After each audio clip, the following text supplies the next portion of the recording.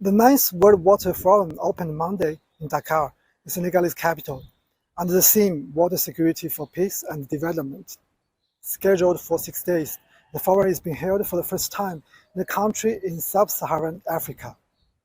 The forum will hold multiple sessions around 4 priority themes: water security and sanitation, water for rural development, cooperation, means and tools. Senegalese President Macky Sall presided the opening ceremony, with presence of several African heads of states.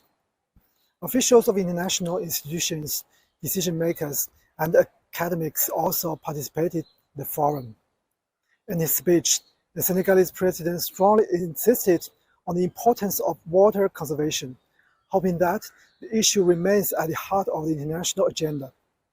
He also invited the international community to pay attention to water issues and asked participants to do everything to meet the expectations of the forum. As the largest global event on water, the forum has been organized every 3 years since 1997 by the World Water Council in partnership with the host country. The ninth edition was planned to be held in March 2029 in Senegal, but it was postponed by 1 year due to the COVID-19 pandemic.